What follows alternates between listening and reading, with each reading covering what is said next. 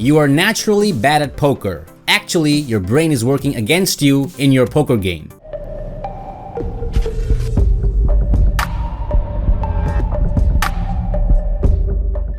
We are the most adaptive species on the world as humans. We have conquered the world for this reason, enjoy large climate-controlled shopping malls, and hire others to go hunting for us. On the other hand, it makes us believe we are capable of doing anything. The issue is that nothing our species has discovered actually assists us when it comes to poker.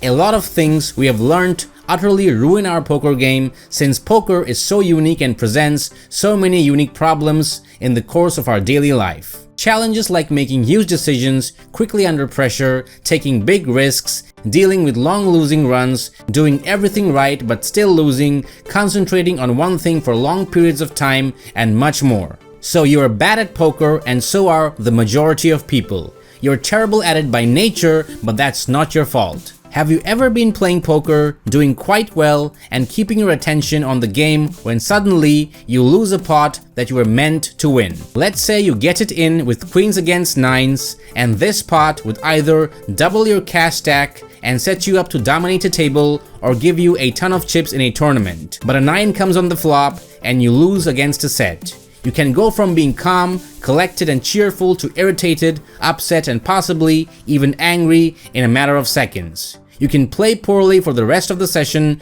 because you're unable to let go of the bad beat. The cause is the bad luck bias that affects our minds. We have been taught that, for the most part, we should receive what is due to us. It dates back to prehistoric era when people had to conserve their energy and time because supplies were limited. When a plan didn't work, such as when we tried to hunt a certain species and it kept escaping, we had to swiftly change course.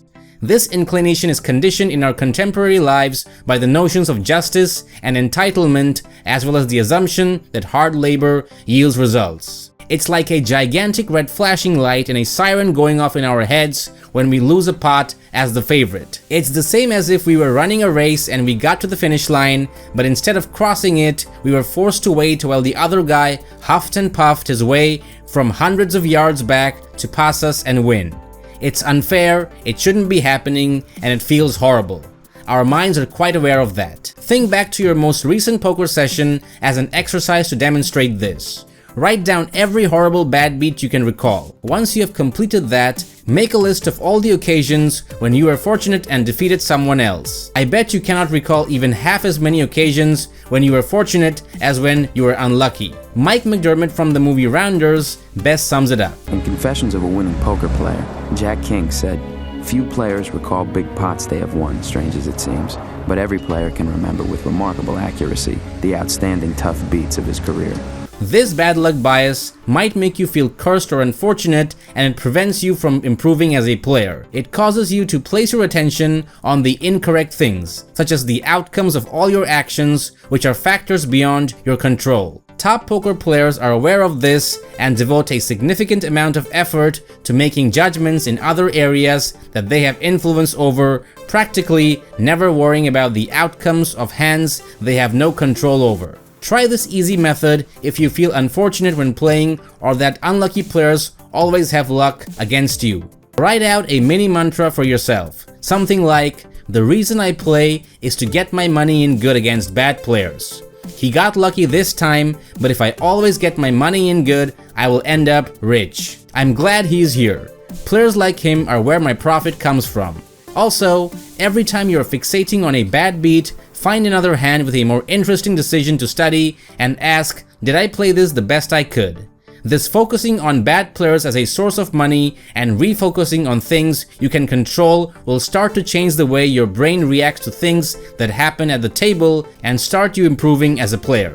There are several additional ways in which our brains prevent us from being excellent poker players. You are afraid of losing and jeopardizing your chips because it is in our nature as a species to guard and maintain what we have. In large pots, the stakes are elevated because of the emotional upheaval that occurs when all of our chips are on the line, yet this is precisely the time when you need them to think better. Losses affect your brain in a terrible way, and losing streaks are much worse. You get frustrated because you cannot understand why you are losing, at the unfairness of it all, then when you play, the next time you play even worse because you are so handicapped by your losing mentality. We struggle to focus on the wrong things while we are playing because we live in an attention deficit disorder world. All of these problems and many others happen because you never encountered the challenges of poker in other areas and outside life. You never encounter sustained losing because you give up things you suck at. You don't have to make huge pressurized decisions because you either avoid them or give yourself time and get advice to make them. In short, everything you have learned in life has actually set you up to be terrible at poker. The good news is that these issues can be resolved. In reality, you may significantly improve your performance, knowledge, and enjoyment of the game by altering your perspective while playing and assuming the attitudes and mindset of a top professional poker player. Click the link in the description to find out why you are bad at poker and how you can fix it. This video is powered by Bluff the Spot, the best place to learn how to win at poker from actual high-stake coaches like MMA Sherdog. Check the link in the description.